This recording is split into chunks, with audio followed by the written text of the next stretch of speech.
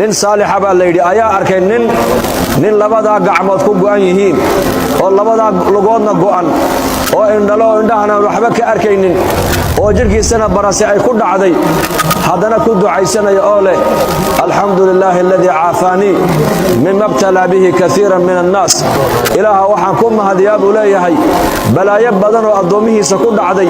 ilaaha aniga iga ilaaliyey baa mahadla buu ninkaasi leeyahay bal si fiican u dhegaysta walaalayaal tawajuh ninkaasi baa layidhi labadaa gacmoodna uu go'an yahay labada lugoodna uu go'an yahay indhana malo araggiisu ma shaqaynayo barasna jirkiisu way ku dhacdo uu cad yahay waxa uu ninkaasi uu leeyahay ilaaha waxaa ku mahadiyaa balaayo badan oo addoommihiisa ku dhacday aniga iga ilaaliyey allahaasaa mahadla buu leeyahay markaa ninkii saalix ahaa baa ku yidhi warniyow adiga balaayada kaa maqan maaragtaane ee dadka kale ku dhacday ee adiga kaa maqaneed ilaahay uga mahadnaqaysaa waa balaayadee adiga labadii gacmood way kaa go'an yihiin labadii lugoodna way kaa go'an yihiin